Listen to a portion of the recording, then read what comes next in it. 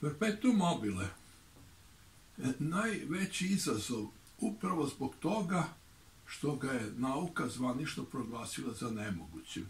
Takih apsurda u nauci je bilo i ranije, jer je bilo proglašeno da i letilice teže od vazduha neće leteti, pa i tekako lete. Zatim, bilo je još priča s naučne strane da kamenje ne pada sa neba, pa se posle ispostavilo da i tekako pada. To su samo neke od stvari koje su se događale. Sad šta je perpetuum mobile? Po prvoj definiciji, uređaj koji bi neprestano radio, a da se bez dovođenja energije. Druga definicija je naravno daleko ozbiljnija. Ona govori da uređaj koji bi proizvodio više energije nego što se u njega ulaže. To je daleko ozbiljnije, jer kod prve definicije kaže se nešto što bi bilo večito pokretno. To je jednostavno ograničeni smo terminologijom, a sve je večito pokretno. Kao što se i naša planeta kreće i okreće, tako onda znači ne treba perpetuum mobile ni praviti, pošto se sve kreće i u širem smislu, i u sunčevom sistemu, i galaksiji, i tako dalje. Najviše pokušaja je bilo da se napravi perpetuum mobile kroz prethodne vekove. To je bilo u formi točka. U formi točka, a sve to što se kalemilo na točak je u stvari uglavnom bila veća ili manja kočnica. Znači, ništa pozitivno se nije dobilo. Ovo što se ovde istražuje, konkretno, to su prednosti, velike prednosti oscilacija i koje po ovoj drugoj definiciji perpetuum mobila upravo dokazuju da je to ostvareno. Da se dobija više energije nego što se u sistem ulaže. Takvi uređaji su već napravljeni u vidu pumpi, drobilica za rudu i tako dalje, koje funkcionišu i opravdali su postojanje ovog izuma.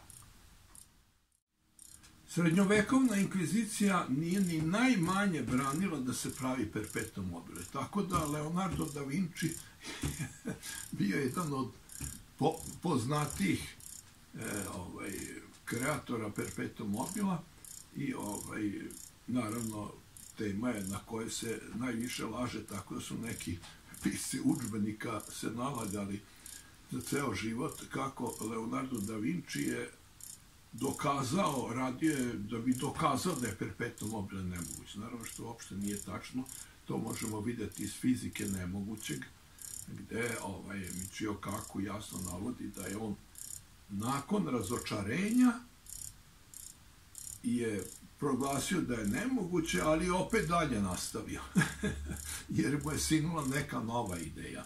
A sve je to bilo u formi rotacija. I kod Leonardo da Vincija, znači, korišćenje gravitacije je bilo u pitanju kod Leonardo da Vincija i u to vreme i mnogih drugih.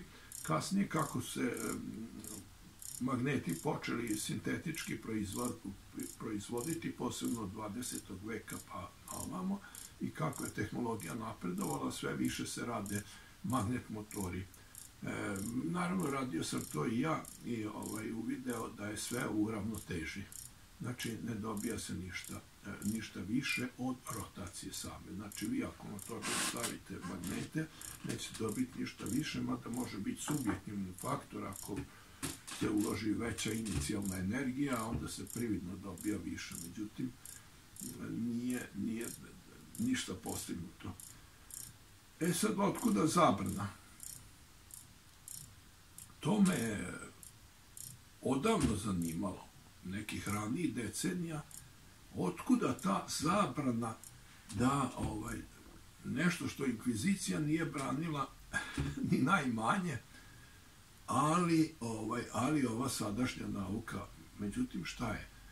Ispostavilo se na osnovu mojih istraživanja i velikog broja konsultacija da postoji takvi ljudi koji su pokušali to da naprave, pa kako nisu uspeli, ali su se dokopali u međuvremenu i nekih pozicija, završili fakultet, diplomirali, doktorirali i tako dalje, onda, pošto oni nisu uspeli, onda neće niko i to treba zabraniti, da se o tome uopšte, to se ne sme ni pominjati perpetuum mobile. Ne sme se ni pominjati, jer eto, oni nisu uspeli. To je ta velika sujeta pojedinih ljudi, ne svih intelektualaca, nego pojedinih, i sad ovi razumni neće da se svađaju sa nerazumnim. Međutim, nasuprot nedarovitih naučnika, koje je najbolje definisao Veselin Savić, ono što ne zna, to ne postoji. To je vrlo interesantno. Međutim, imamo ljude koje krasi genijalnost i poštenje. Da vidimo koji su to ljudi. Jer imamo te, nazovi pronalazače, nazovi naučnike, koji, znači, on će nešto uraditi ili niko. On je iznad Boga, on je iznad nauke, on je iznad svega. Ako ne uspe, onda će to da proklinje i da zabranjuje i da napada sve one koji to pokušavaju da prave. On je predodređen za to. Znači, to je jedna neumerena sujeta, takvih ima i u Novom Sadu, jednom na Š, koji je sve u svemu puno na Š, kod njega se može reći. Znači, on ako ne uspe, onda to ne sme niko ni pokušavati, ni pominjati, a kamoli bilo šta razmišljati, ne sme se ni razmišljati o tome, strogo zabranjeno.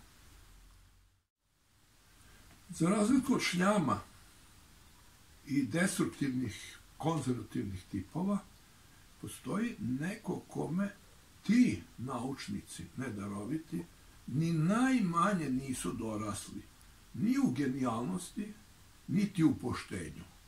Koga krasi poštenje i genijalnost? Upravo Nikolu Teslu.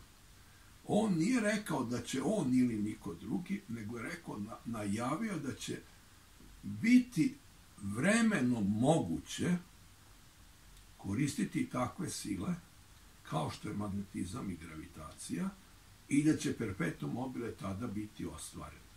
A nije rekao on ili niko, nego je rekao da će vremenom biti i to moguće. Ima jedan nerešeni problem, a to je gravitacioni izolator koji je ovde postignut. Postignut u jednom trenutku, a to je klatno u gornjoj poziciji, ima besevinsko stanje. To je zamena za gravitacioni izolator, tako da postoji razlika potencijala, o čemu možemo i drugi put pričati. Ali ako bi se vratili na umne ljude koje krasi genijalnost i poštenje, takav je isto i Danilo Kiš. On se u svojoj knjizi Peščanik, koja je nagrađena Ninovom nagradom, a na svu sreću nije bilo idiota u komisiji, tako da je dobio Ninovu nagradu. On je bio, navodi na ovde 166. strani, kako to da je perpetuum mobile unapred proglašeno nemogućim, kada je isto tako i letenje proglašeno za nemogućim. A upravo dok piše ovu knjigu, avioni preleću iza njegove kuće. I on to stavlja u potpunu jednakost. Koliko je avion nemoguć, toliko je nemoguć i perpetuum mobile. Samo je pitanje vremena. Sad, šta se ispostavlja? Pošto avioni lete, a perpetuum mobile još nije pronađen ni po jednoj definiciji, računajući neke sumnjive izjave privilegovanih naučnika, to ne bi ni razmatrao, to je običan šljam koji je privilegovan i kome su date neke mogućnosti da pričaju šta hoće i da rade šta hoće. Pa, pošto su neke nemoguće stvari postale moguće, a perpetuum mobile nije ostvaren, znači imamo sad, bar ga po drugoj definiciji, da se sa manje energije dobija više zahvaljujući gravitaciji i elastičnosti.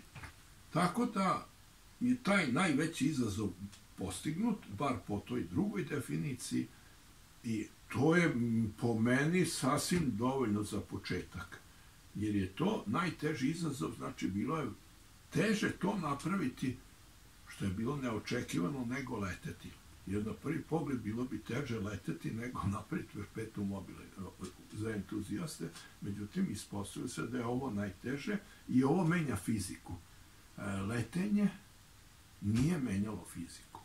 Znači, iako je bilo smatrano za nemogućem, letilice, brojne letilice na različite načine lete, međutim, ovo može da koristi gravitaciju koja je sila, a ta sila se koristi na drugi način, samo ne u izolovnom sistemu. Znači, ovde gravitacija može da se koristi u izolovnom sistemu, isto tako i magnetizam.